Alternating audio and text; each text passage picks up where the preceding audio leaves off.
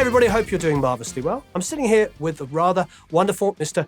John Kurzweg, who you probably know from, a lot of really, really huge albums. So, John, thank you ever so much for joining us. I really appreciate it.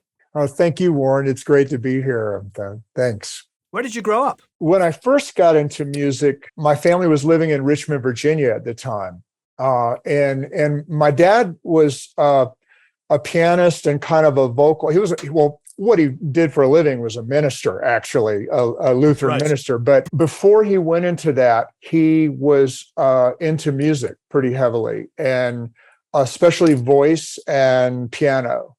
And Beautiful. then my mother played accordion. So there was a lot of music around the house. And I had to take piano lessons at the age of 6 or 7, which I hated. And then when I was 11, I begged them to let me change to guitar, which they let me. And they paid for guitar lessons. And I loved it. And by the time I was 13, I was playing in bands with guys that were older than me. I was lucky that my first teacher wasn't very good, but my second 2 guitar teachers were phenomenal, and somehow knew how to tune into me and what I needed, and my third teacher was a jazz guitar teacher. So he showed me a lot of stuff that I wasn't really listening to, and I was maybe only halfway interested in, but it was so sophisticated that I wanted to understand it and do it, and that's amazing. And then so I started playing in bands. I think I was 13 when I got my first paying gig with some guys older than me.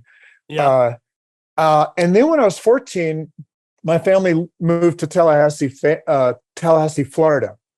And that is where I stayed for about 29 years. That's where I met the Creed guys and kept playing and got in, started, my first recording experiences were just as a guitar player in a band, going into I think there were a couple 16-track studios there at the time. And then I think when I was around 20, I got to go in with my own band. And I don't know why the engineer let me do this, but I was like, hey, can I try EQing my guitar for a second? And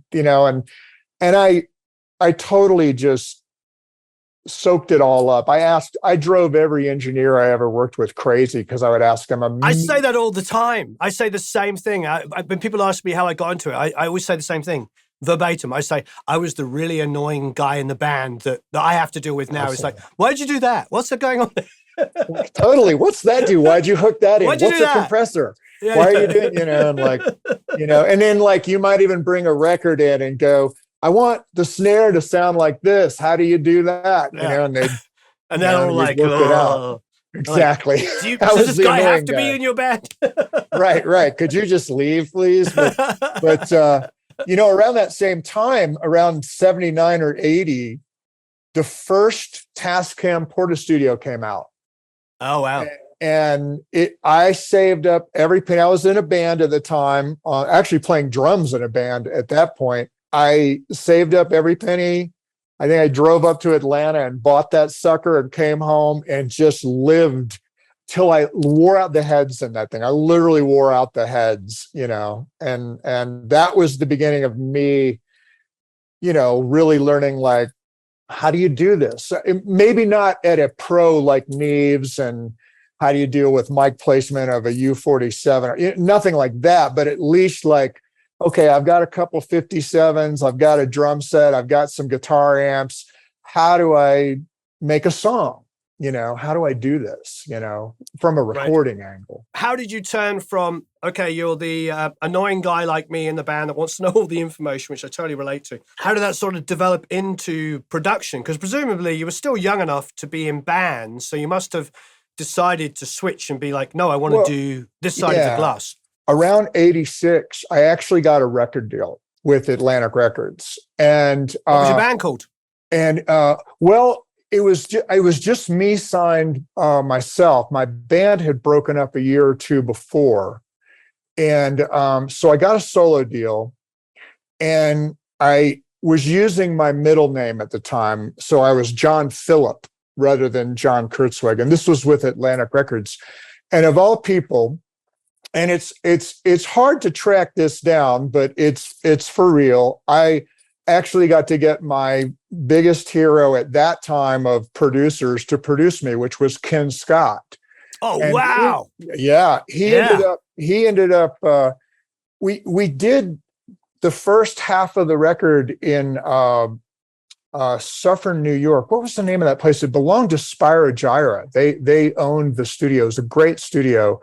It might have been, was it Bear Tracks or something like that? But a great studio. And of course, I drove Ken absolutely crazy.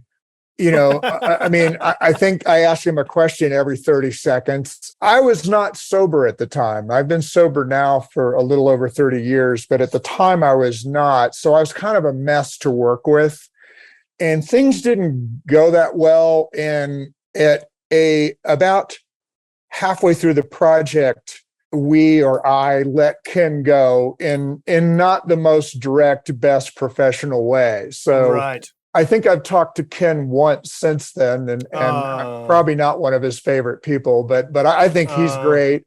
I still think I listen to those records. I cannot tell you how much to this day, when I listen to Crime of the Century by Supertramp, masterpiece. I don't even know how they did it. I mean, people talk about Dark Side of the Moon, Pink Floyd, and I'm always like, no, Crime of the Century. Go listen to that record. Yeah, well, I had a tough time deciding what record to start off with Supertramp. So I actually did Breakfast in America first, but we had lots of discussions about, do we feature Breakfast in America or Crime of the Century? Because the super fans will always say Crime of the Century is the best record they ever made. And I don't necessarily disagree with that. I think it's a masterpiece. But Breakfast in America was when they brought everything together. It still can be experimental enough, but also the songs are like smash hits. But I agree, Crime of the Century is a masterpiece. Sonically, it's just, and production wise, I think Breakfast is produced perfectly.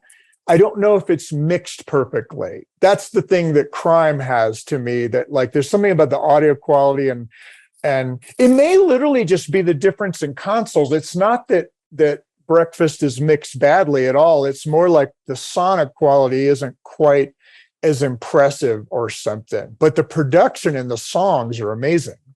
Yeah, I wonder. I actually like the sound of both, but I think what my ear is hears in that records that lines up with you is that Breakfast is a more linear record. So everything just kind of hits you from the beginning to the end, where Crime takes you on these huge dynamic things. It totally does that.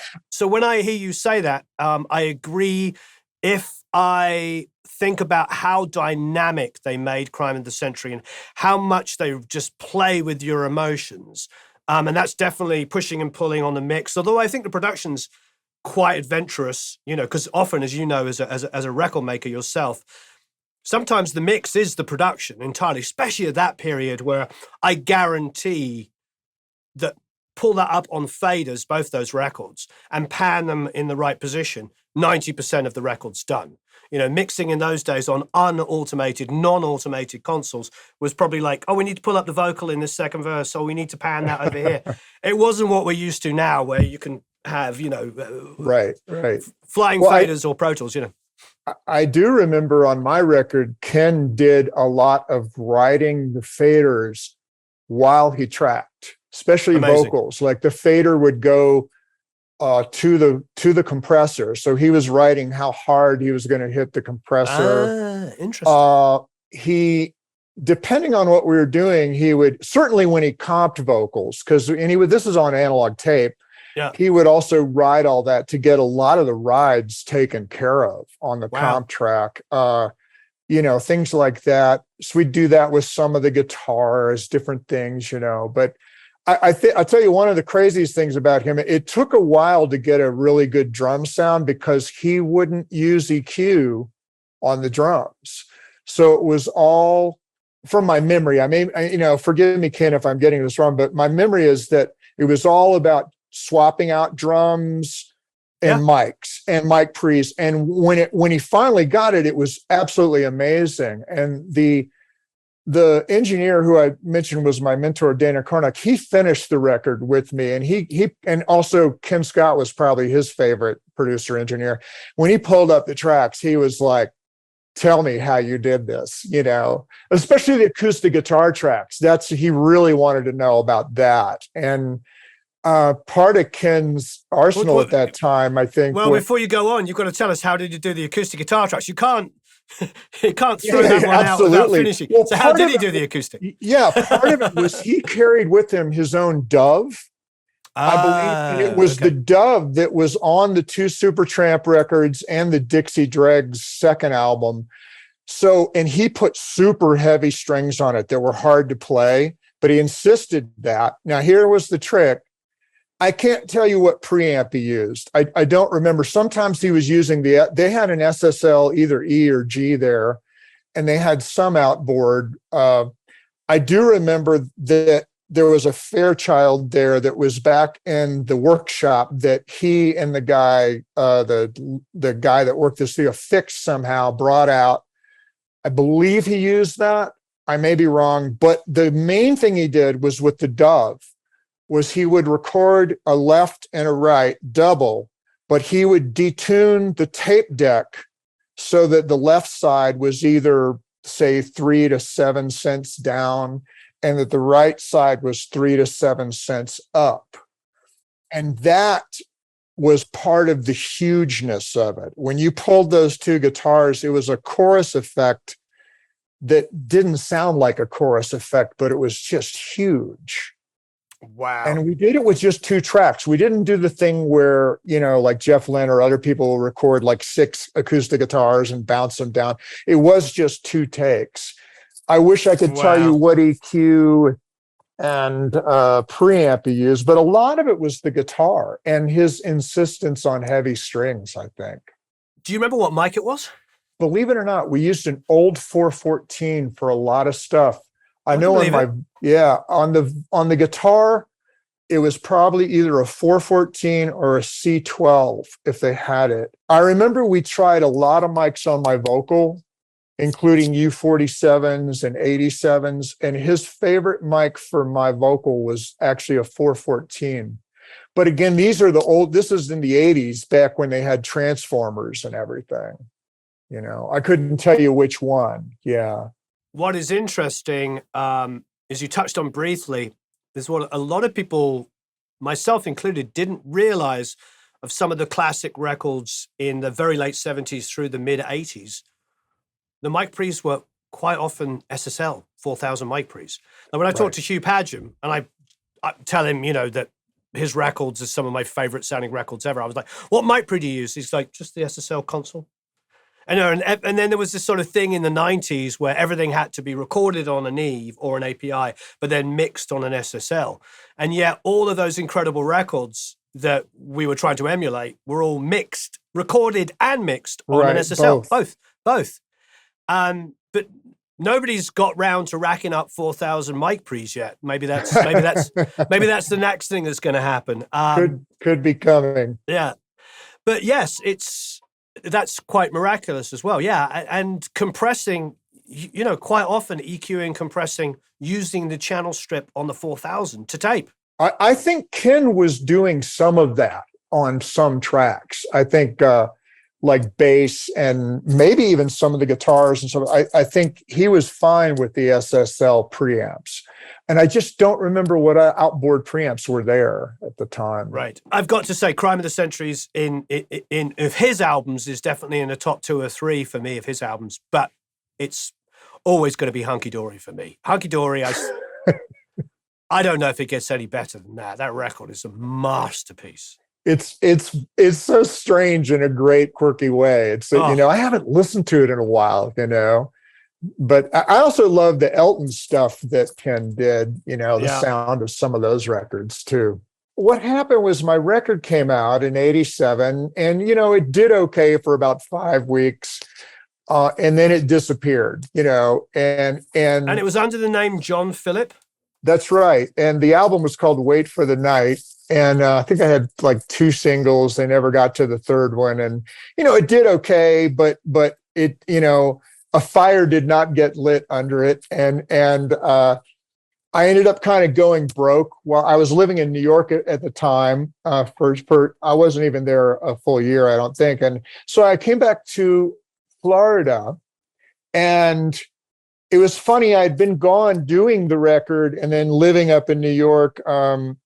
I'd been gone maybe for a little over a year, and I came back, and it was funny. Like, I guess because I lived in a college town, like all the clubs, I went to the clubs, and the people running the door didn't know who I was anymore. And I was finding it hard to get gigs, playing and stuff. And Right. And I think I moved to Jacksonville for a while and played over there. And then I came back to Tallahassee, and a friend of mine called me and said, "I've got a band in my little studio here, but," he said, "you've got a Fostex 8-track, right?" I had the first one, the reel-to-reel with the little plastic. He goes, "I think this band is more you, and I think your setup's probably better than mine. Why don't you bring your setup over here and work with this band?" And that was probably in '89 or so.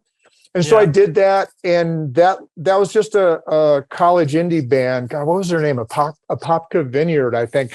Anyway, they just took a cassette. I mixed them a cassette, and they took it, and it got on the local college radio.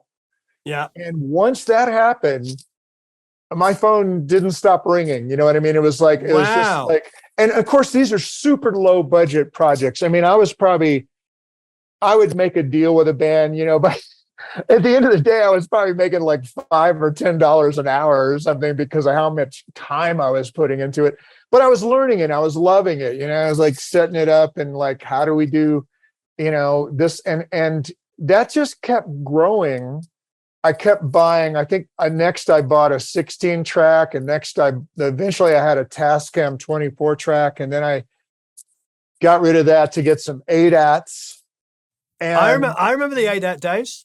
Oh yeah, and People I had love my to ADATs. hate on the ADATs. I thought they were amazing. Well, the funny thing about them, a lot of people don't know, people that trash ADATs, is that the input converters were better than the Sony 32-track or of the same quality. Yeah, it was the output converters where they kind of didn't spend, the money to make so whatever you recorded on ADATs was actually captured really well for those standards of, say, that period of time.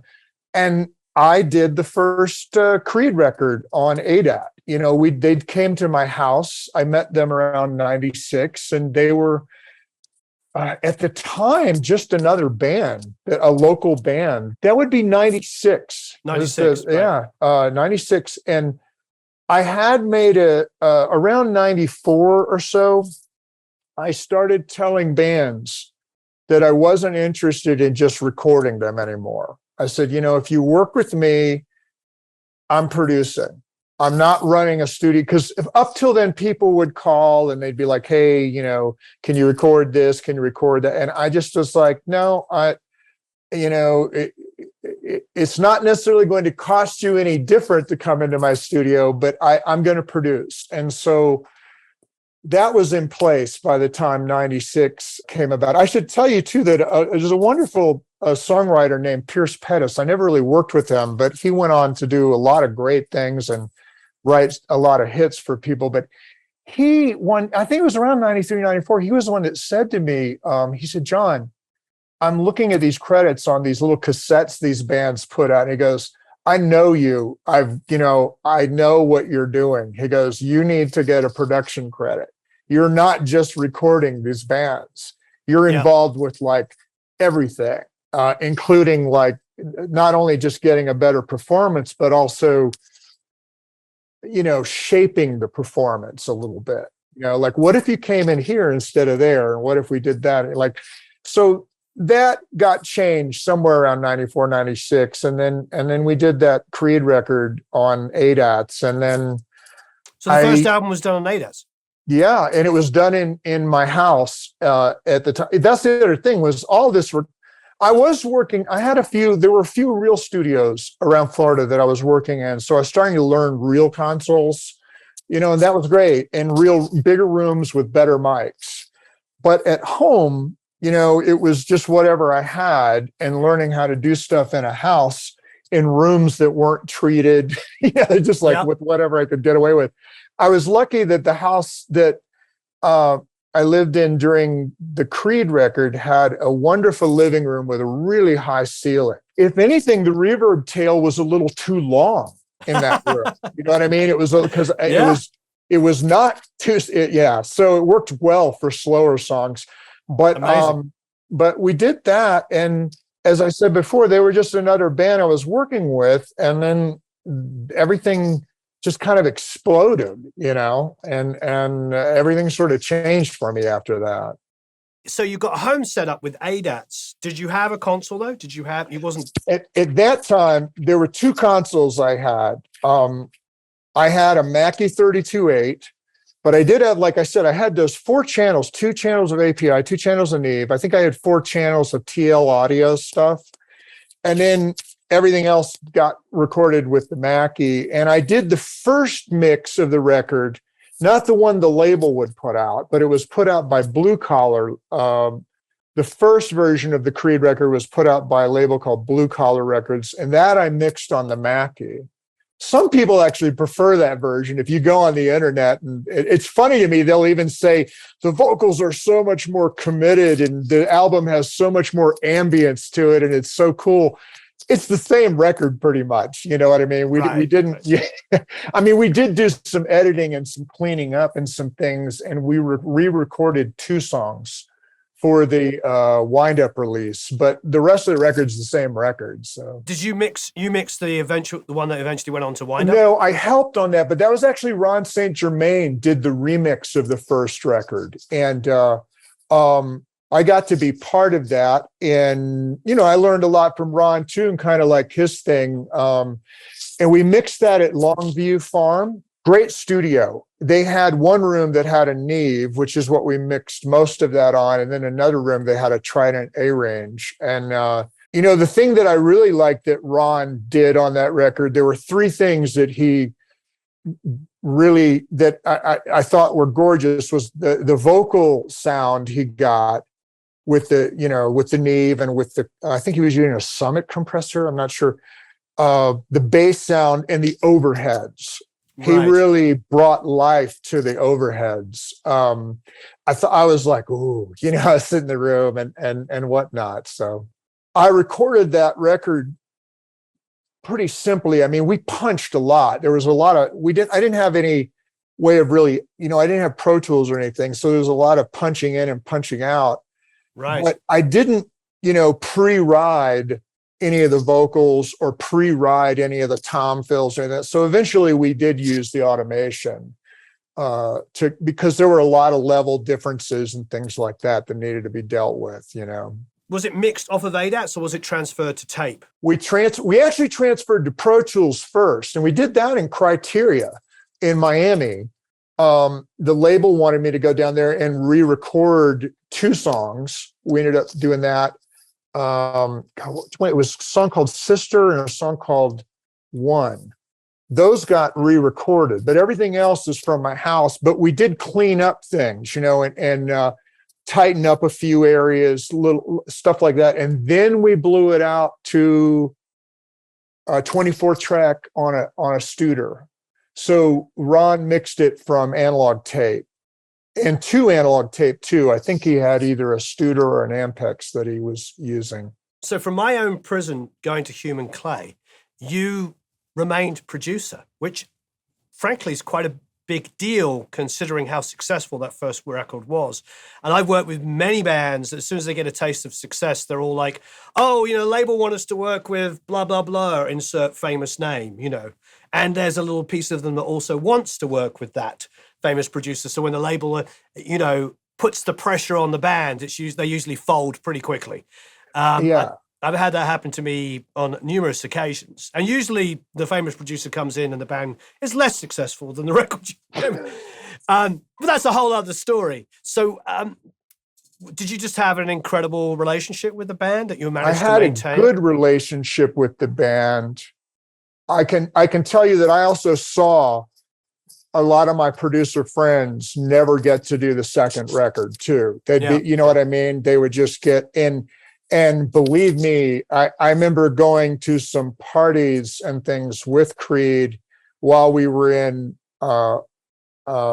Massachusetts. And I can remember every producer that was around hitting on them, you know what I mean? And you know, I was worried. I didn't know what was going to happen. I can't speak for them as to why they stayed with me. I mean, I think part of it was they had a good deal with me. You know, I wasn't killing them money-wise or anything to stay with me. I think there was that.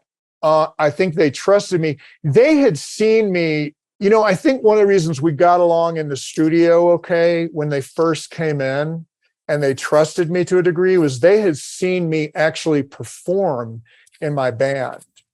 And, I see. And now my band was at that time mostly covers, but we were kind of a scary cover band. You know, I remember people would come to me and go, y'all are just lip syncing, right? That's all on tape, right? And I'd go, no, there's nothing. We're just playing. We're a 3-piece band and we're just playing, you know, Wow. like everything you see.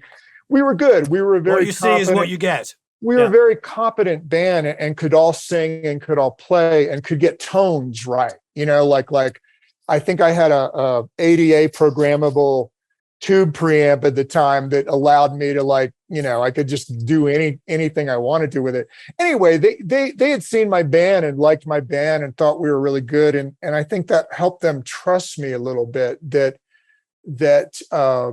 you know, like if I had a comment about maybe slightly changing a vocal performance or a guitar line or a bass part or a drum fill. You know, I mean, nobody likes that. I don't like it. You know, if I, you know what I mean? Nobody, it's hard, but they would listen and they would try it, you know, or they'd argue with me and that would be fine too. And we'd come to some kind of, you know, middle thing, you know? Yeah, I wondered about that because, like you said, I've had so many experiences personally, but also, yes, other friends as producers, especially the way that, dare I say, the American music industry works, where, especially at that time in the mid-late 90s through sort of mid-2000s, there was the same 6, I was going to say people, but it's just guys, the same 6 people made and mixed every single record, especially in rock. It was like a de rigueur kind of bunch of guys that, you know, that had the relationships with the A&R guys. People would come in, there'd be these really sometimes years spent developing artists and bands, and the production and the songwriting and everything was inextricably linked to this one producer. But then it would just be taken away and put into a 6-week factory of reproducing and copying that production. I saw that happen so much. Oh, yeah. I feel lucky every day that I didn't get dumped or fired or you know, I'm, again, you'd probably have to talk to them about why, but I'm pretty lucky lucky in the first hand that I got, you know, just doing another band that just walked in, right? Yeah. I mean, I remember telling them at one point that, you know, if you sell 50,000 records or 100,000 records, oh my God, you know, because I could, you know, that would have been a big deal to me. And but you know, they were like, no, we're going to do better than that. They knew they actually knew, believe it or not. They were like, no, we're going to do better than that. Yeah, well, I've met a lot of bands that said they're going to do better than that didn't. Right. Which it's funny. I do think you kind of need that confidence, you know. I think as an artist, when I was doing my record, I did not have that confidence about myself. I did not think that I was going to sell millions of records, you know. Many times I agree entirely. Many times I've said to artists sort of a reverse of that. And because when you've made a recording, especially when it's a demo and you're trying to get signed or something like that, if you don't have the confidence, people don't take your music seriously. You need the artist on board when they walk into a meeting at a label or a prospective label or whatever, to put that CD or whatever it might be down on the table and go, I love this. This is some of my best work. You're going to, you know, if you go into a meeting and it's like, well, you know, it's kind of cool. You know, I think you could do a remix and blah, blah, blah, blah. That's me in 1986. Yeah. That's how the music is listened to.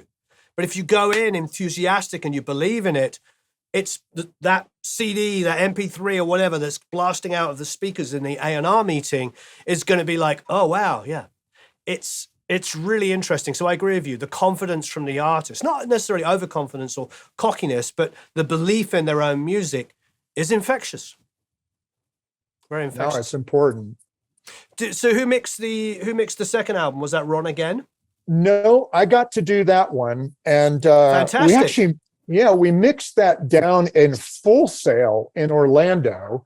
The management of the band was located in Orlando at the time, and they wanted me to mix somewhere kind of, I think maybe some of the members had moved down there too. So it was an SSL J. It was my first time with a J, and I found it at first kind of hard. It was so clean. Yeah, that's what you know what I says. mean? It was so clean and bright that I fought it a lot. And I can tell you, for instance, on the guitars and the vocals, I ended up not using the line amps. I ended up going through my Neves I think I had a Tube Tech vocal channel at the time that had, I think I used that on the vocal where we came out of the tape machine, went into the line in of that, and then went into the insert of the, you know what I mean? Because I was like, I'm not getting any sound out of this console, like I had exactly the same experience. Mark Ender, who's a good friend of mine, he mixed on a 4000 for years and then went over to a J and maybe even a K, I can't remember now. And when I first tried to work on a J, I was like, oh, I love everything that it does, but it didn't have as much headroom. So I was so used to, like on here on a 4000 or even a 6000, just being able to like see the red lights come on and not worry about it. Right. Look at the VUs and see them pinning more than they should, in theory. And it just sounded better for it. But on the J, I just had to be, can't hit it too hard. If you went into any kind of distortion on the J, that's the other thing. I think I went to all the line amps and turned them like all the way down so that Pro Tools was hitting it as quietly as possible, because I just didn't like it any other way, which I wouldn't worry. Like you said, I wouldn't worry about that on a lot of other consoles. I wouldn't, I'd just be like, I'd look over and see some red and be like, great. Yeah. Yeah. Shelley Yackers told me about Roy Sakala. They were in a studio together. Shelley was assisting Roy on a mix, and he said that he looked over to the VU meters and they were like this, just pinned. And Shelley said to Roy, he's like, Roy, your meters are like pinned. It's like totally like overloading and all this kind of stuff. And Roy says, how's it sound? And Shelley goes, amazing. So don't touch it. So he said they took a piece of paper and drew some fake VU meters and put plus 1 million dB on it. Just wrote 1 million dB and then pasted it over the VU meters, so they didn't even have to bother looking at them anymore. It was just plus 1 million. That's great. That's another fantastic engineer. I don't know if you're a fan of Damn the Torpedoes, but I can remember the 80s when that came out. The sonic, oh my God, what am I listening to? And that's the first time I really heard his name. I was like, who's this guy? Yeah, and Shelley's snare drum. You feel like you can just walk over to the speakers and pick it up. It's just this big, tubby, huge, just all that just kind of, the thing that's unique to the way that Shelley recorded, particularly at that time and the way he loves to record, is he records everything live with no headphones. Wow. Mm-hmm. So everybody's in a room, right, and he just brings the volume down. He just goes in there. He baffles off, but the amps are in the room with the musicians. And he just baffles off enough, and he just gets the level so that it's like a rehearsal volume, and there's a wedge with a vocal coming through it, wedges that people can hear the vocal, but they can also hear their amps, so nobody is wearing headphones. And there's just something about the groove and the feel of that record which speaks to just everybody being in a room playing. Refugee, it just has that ease. No, that whole record has a feel to it. And, I think I heard Jimmy Iovine say once that the drum stand sounds like he's slowing down, and Tom's singing on top of the beat, and they're fighting each other, and he didn't like that. But I think that's the magic of that record. And the brilliance of recording like that with no headphones is that's the way bands spend their whole lives pretty much, whether they're rehearsing or they're playing in front of an audience. They're not doing anything with headphones on, or at least back then. Now with in-ears, I guess maybe an argument could be made that they are playing with headphones now. But I can remember having to do that with a few of the college indie bands. Where I had to, because they just weren't doing very well with headphones, and certainly not with click tracks. So I would just go, hey, I'd come out and I go, let's all take our headphones off.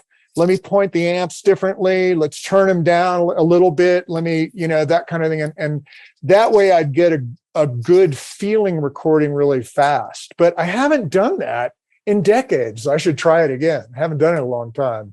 With the emphasis on the way people record now, that might be a little bit more difficult. I mean, I work with a band, I won't say who it is because it's not fair, but a well-known rock band about 8 years ago that I recorded live at a show, and it went onto a big Blu-ray DVD and sold really well and blah, blah, blah. I ended up tracking it and mixing it and then sending them to them. They loved it. And they said, can you send us the files? So I said, sure, sent them the files.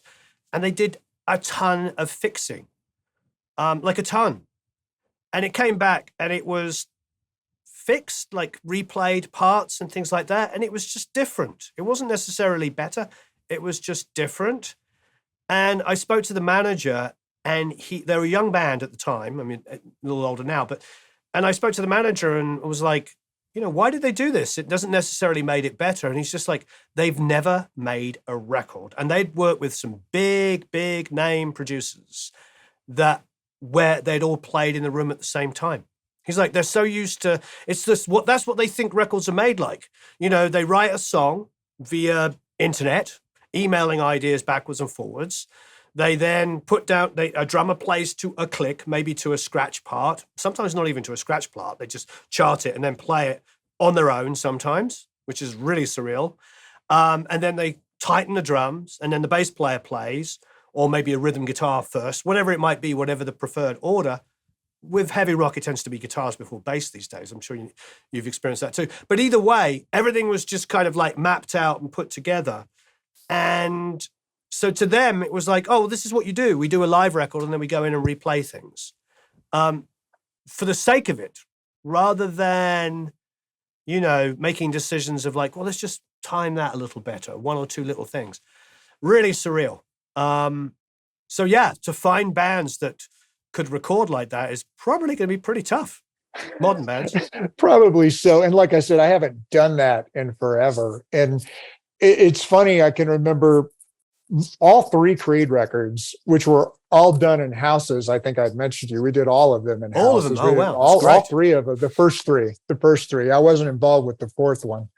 But all of those, because of scheduling, basically, a lot of times I was tracking just drums and Scott Phillips on drums and Mark Tremonti on guitar to get the basic track down, just the 2 of them. Or I had tracked Mark with a click track, and now Scott would come in to do the drums. Or I would have all 3 of them. We'd track with some click tracks or something, and then we wouldn't really have the drum track the way we wanted, so everybody would go away, and then we'd redo the drums till we got it right. You know what I mean? And then have to go and replace everything again too. But I should mention too, one of the things that's unique to those 3 records, especially the first 2, is their songs did not work all at one tempo, almost ever. Almost every song, you had to speed the chorus up, slow down the breaks, like if there was a break in the song where it went to just guitar. So were you creating tempo maps? Or well, I hadn't learned how to do that well in Pro Tools yet, so I was using an Alesis drum machine. SR16? With a click. Yes. And I would just sit in the control room and speed and slow that down as we were getting the basic track down. And I would record. Fantastic. I would record that, so we'd have it. I actually worked like that. And honestly, I didn't stop using that drum machine for the, I guess what they would call now the map or the grid. I didn't stop using that probably till about 2002 or something like that. It wasn't, Well, look, I was doing a big record a few years ago, and there was a really famous writer who worked on it. And I got in contact with the writer and said, "Can I get the the multi tracks that you did? There's a part that we really love, and all this kind of stuff." And when it came to me, it was not cut to a grid or not cut to any kind of tempo map, so we didn't end up using it. But we took the idea of the part, and I think we even gave co-production to the person that did the demo because of it. Anyway, to cut a long story short, the writer writes on cassette and then hands it over to somebody who produces the demo for them. And this is a huge writer. And I think the lesson is like, if that's the way it works for you and it's successful, why do you have to modernize? Right. Yeah. I mean, if the SR16 worked for you, I'm imagining you doing it because I've done it a couple of times back in the day in the late 90s. I would use the SR16 and just up and down the tempo and all this kind of stuff and do the same thing, print it. Unfortunately, I don't have a big record that I did like you do to prove that it works. It has that on there. Yeah. That's funny. Yeah. But no, if it isn't broke, and there's probably a little bit of like, as you're speeding up the tempo, that probably creates a different kind of feel than tempo mapping it to like. Right, where it just changes right on the down. And that's the thing was I had to learn when was I going to start speeding it up. Like if I had to make a jump of. A lot of times I use double tempos. Like if it was at 90, I would set it at 180. So that I'd have finer, like half beat, but anyway, if I needed to go from 180 to 185 or something, when do I start? And we'd almost have to rehearse that. So I would learn that, there'd be both of us learning. They'd be out in the room learning this and I'd be learning that. And we've got a little theme going on here, John, because you got the Ken thing, the classic kind of riding the fader to tape. We've got the, changing the tempo as the song is playing. It's always like finding these the human elements that just keep it human. I love Pro Tools. I mean, like I said before, I miss the sound of tape, but I do love working in Pro Tools. I'm glad I decided to make the jump back in 99 or whenever that was. But one of the great things about Pro Tools is that you still can make mistakes in it. Happy accidents can happen even in Pro Tools or in any DAW. And I've had that happen before where I'm trying to make this happen, right? I need to fly this vocal over here, or I need to fix this, and I'm trying, and I won't quite paste it in right. Or, I pasted it in exactly 2 beats early, and some crazy thing like that will happen, and I'll hit play and I'll realize, oh, that's actually better than what I meant to have happen, Right. So, and I do think being a producer, part of the job is recognizing when the better idea comes, whether it came from you or the band or the coffee guy or whoever, it's like is recognizing, go, you know what, that sounds cool. Let's do that. I agree. That's very well said. That's one of as an engineer, I've learned from every producer I've ever worked with. And when I'm engineering, and sometimes it's super, super positive, and sometimes it's the negative stuff. Like when you work with maybe the producer that doesn't have a great skill set, and you're going, okay, you learn, I'm not going to do that. Oh, that didn't work. I mean, that's the way you learn. Sometimes other people make the mistakes for you, and sometimes you make the mistakes yourself. But one of the biggest lessons I always talk about is exactly what you're saying. Jack Douglas is he's all about making everybody involved in the process feel comfortable. Everybody is as important as each other. And that was always wonderful when you working with him on some of the really huge artists, like seeing him listen to the bass player's ideas, the drummer's ideas, not just like the famous singer and the famous lead guitar player. He would always, So I totally understand. That's super, super important. And it's a big part of what the Quincy Jones thing, what does he say about leaving your ego at the door and just letting, the ideas flow. He always said that about Stevie Wonder, that Stevie always left enough room for God in the room, meaning take it outside of a religious aspect, but just the fact that it's not about him. It's about whatever creativity Wherever it comes comes from. Wherever it comes from, yeah. Collective Soul, another one of those bands we talked about on the phone. I love that band. And it's interesting. Me too. I mean, just what is not to love about them? You can tell they love Zeppelin. It's just like, I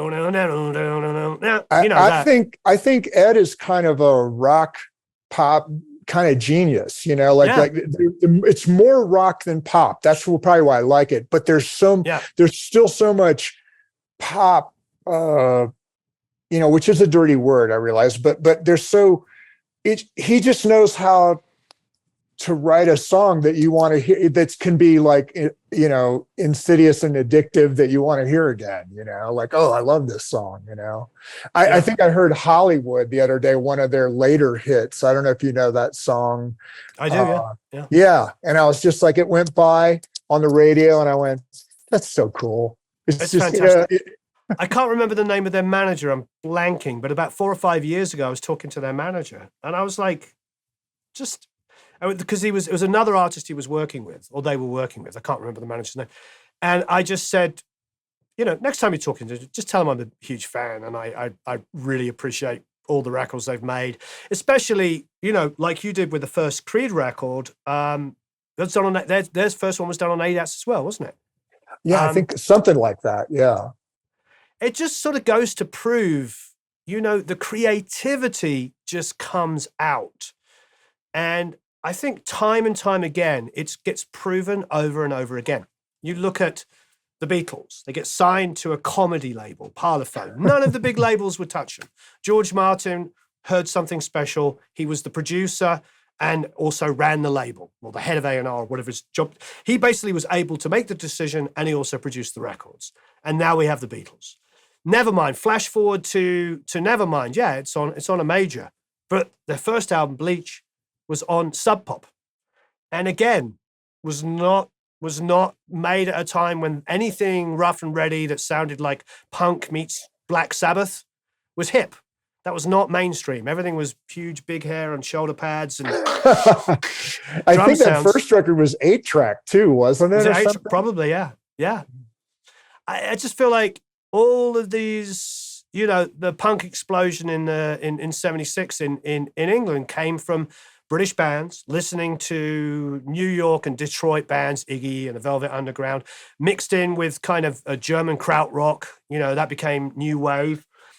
Bands that weren't really successful at the time, and just taking that twist and then creating like their version of American and German bands. I think we should learn from this. We should be reminded that innovation doesn't come from using those same 6 guys that make every record. You've got to look outside of it. And yeah. One of the things that hurt me, I think, as a producer as time went on was I kept getting drawn to bands and projects that didn't fit a niche very well. Like they'd be like a mixture of things. And the label would literally tell me, they'd go, well, we don't know, like, is this folk rock or is this rock? Like, they go, and I was always like, look, I just think it's cool. Like, it's like, and what you're talking about, I mean, is true of even Nirvana. When they came out, it didn't sound quite, the mixtures of influences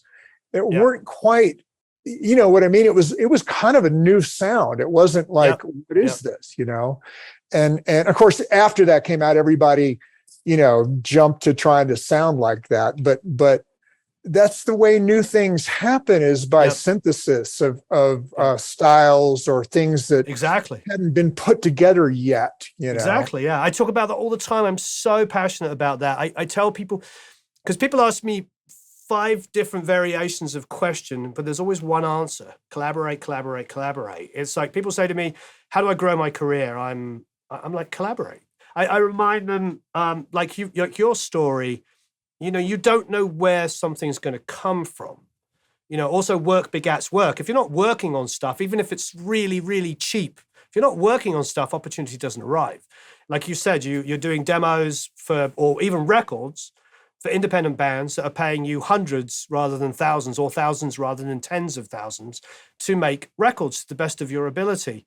And one of those could go on and be successful, or one of those might break up, and the bass player that really dug what you did goes and joins a more successful band, and then calls you up and says, "Oh yeah, I love what you did with my old band from 7 years ago. Would you do some demos with my band?" And then you do demos, and before you know it, you got the record.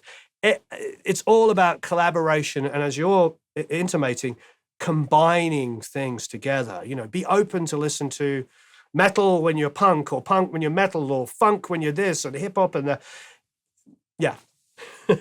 Well, yeah, I don't know if you were like this when you were a kid, but I would just go through phases and they would be drastically different. Like I'd go through a prog rock phase where all I wanted to listen to was prog rock, Yes, or things like that. And then I'd go through I don't know, a Joe Walsh phase, and then I'd get into folk rock for a while. Then I'd get into really hard rock. Then I went through a huge Jeff Beck phase where I've got to learn every lick that guy did. I've got to learn how to do that. And then Supertramp, and then for me later, Bruce Springsteen and Tom Petty, which are about as far away from some of the things I mentioned earlier.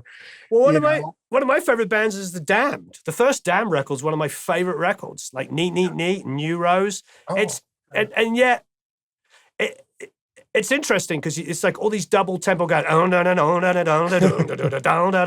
and it's actually quite complicated and difficult to play at tempo. But I also love Nursery Crime by Genesis. Yeah, no, Genesis was another thing. And whether it's cool to like them or not, I bought Selling England by the Pound when I was 13 because I belonged to one of those record clubs. Remember those? Yeah. So I had one extra free record or something because I had bought the other. I don't know how it worked.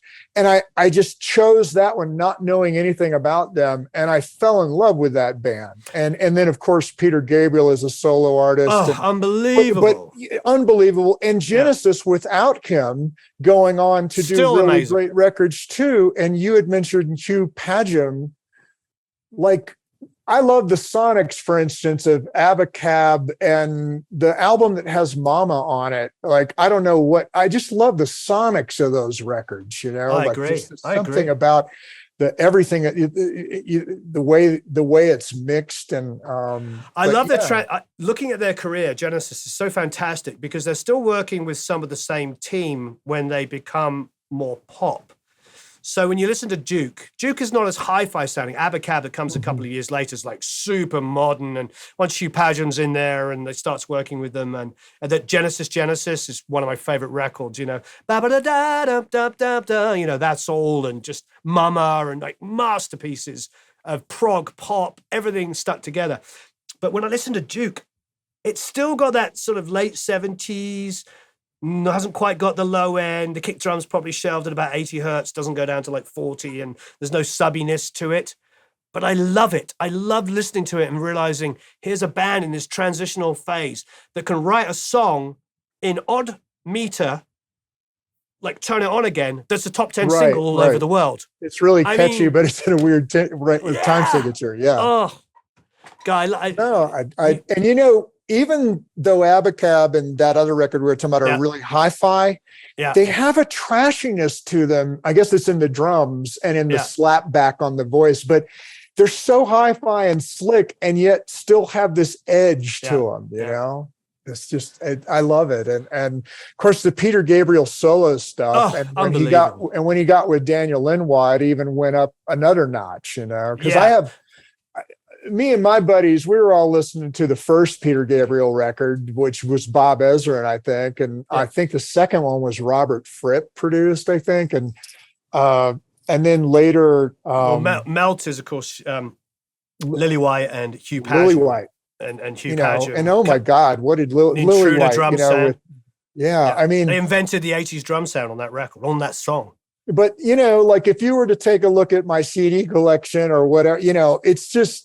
it's weird. It goes from all over, from super pop to really strange stuff to really quiet, listening to. Oh, I hear you. We haven't even touched on like Miles Davis or jazz or Exactly. blue. I mean, it's just, I love that Duke Ellington quote, and it's probably a thousand other amazing people have also said, there's only two types of music, good and bad. I see quite a few goodies in your studio there. What do you have? Well, yeah, the big rack behind me, which I've had for a long time. There's those Dakings? Those are Dakings on top, which are often, fantastic. And those are the older ones with the metal knobs. Yeah. And those I tend to use for auxiliary stuff, but important auxiliary, like they often get used on, God, it just depends. Like I've used them on toms and room mics, and I think I mentioned to you the other day when we were talking that I used to own some original Trident A range that were racked Incredible. up. And I missed those. I got rid of them because they were breaking on me all the time, and I needed something more, that I could rely on. And I got rid of them, but I kind of miss them. The Dakings are similar, but maybe cleaner and more hi-fi, But yeah, those are Dakings. Let's see. Below that is the GML. I used to have two of those and the mastering one, but I got rid of those. I just don't use them that much anymore. But the GML EQ. My API is under that, which is like a homemade rack somebody made back in the 90s. Nice. It's got some homemade 312s in it. When I bought it in 93 or 94, it was my first real preamps. I was, like everybody else, just using whatever console I had. And a engineer mentor of mine, Dana Kornock, said, you need to get some outboard preamps, which was not easy back in 93 or 94. No, not at all. No, you had to find these guys that were almost like drug dealers, these guys with the preamps and the EQs, and they'd build you a rack. And they were like, they'd call me up and go, hey man, you want some Trident A ranges? What do you want? I saved up what little money I had, and I bought that API rack. And at the time, it just had the two pre's and two 550Bs in it. And and then I got a pair of 1066's Neves that are in that Neve rack down there still. And those were my 4 channels. And it cost everything I had at the time, although it was probably 4 times less than they cost now. Right. And those were my 4 pre's, that I had that I could use on everything. Yeah.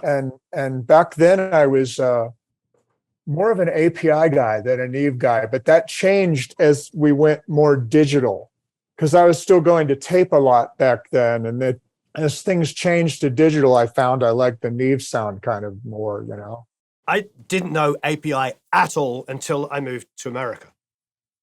And when I moved to America, because people used to say, oh, in England, they would say, or the UK, they would say, oh, they've got op amps, it's not true Class A. And people would always and I honestly, as an engineer and not being an electronics genius or anything like that, I would just nod, okay. But then I moved to America, and I found all of these, 2 things. First of all, I found there was more Neves in Los Angeles than there was in England, because they were buying them all from the British studios. That in the 80s and the early 90s were changing over to SSLs. So they were importing all of these Neves. I'd go and work on consoles, and people would tell me, oh, this came from, whatever British studio. And I'd be like, oh, wow.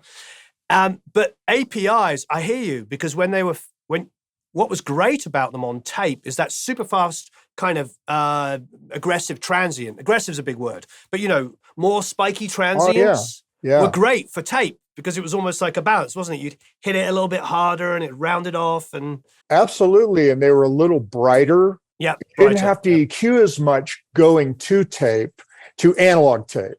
You could, you know what I mean? They were made. I still tell people all the time, I go, I'd be lying to you if I told you Pro Tools sounded better than tape.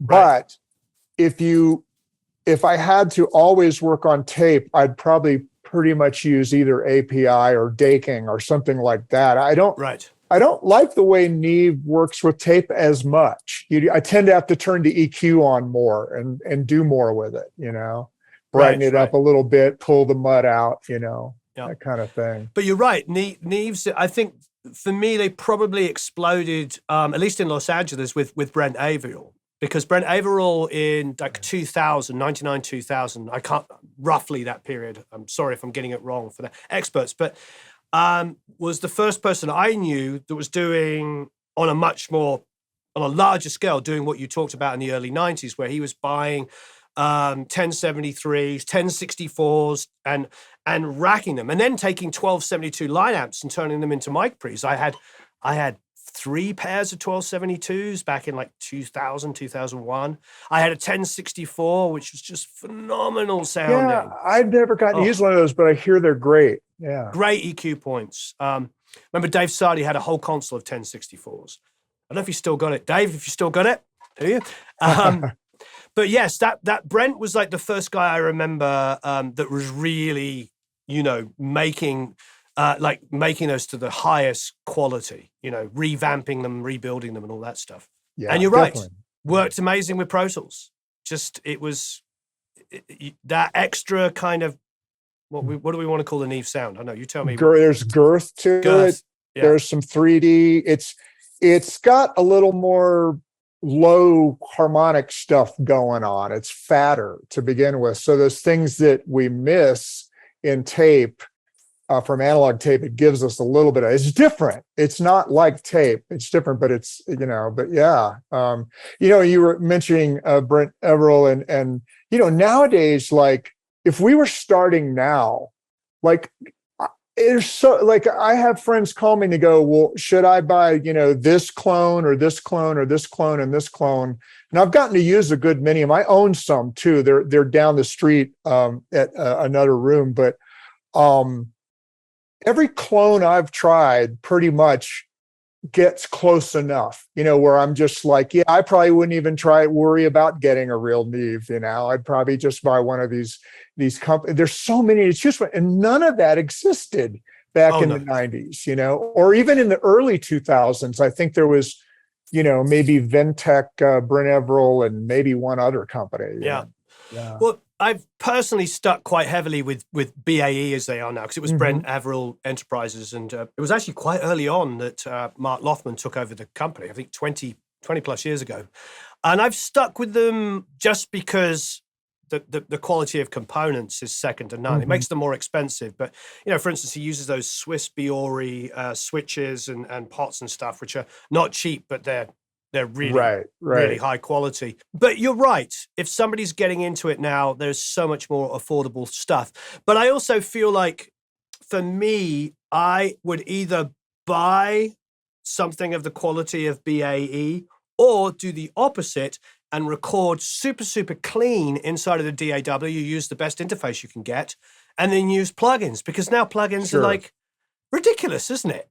It's, in the last 5 years, I finally feel like they're really starting to sound good. I mean, you had to, back in, say, 20 years ago, 15 years ago, I would be a lot more careful about what plugin I put on a track, because as soon as you put it on, even if you left it flat or weren't doing anything, I would hear the audio quality drop as soon as I wasn't in as soon as you weren't in bypassing, or just kind of like an analog piece of gear. As soon as you go through it, you're hearing something change. And usually I didn't like the change, but I don't hear that happening as much now when I pull up plugins. I'm like, oh, that sounds good. Okay, great. Let's go. Yeah. Well, John, thank you ever so much. This has been absolutely wonderful. I know that you and I could probably do this, for 5 hours, and may well do. Pretty easily, I think. Our first telephone conversation was me stuck in traffic, driving to a meeting, or filming like an hour and a half away. And that was a lot of fun.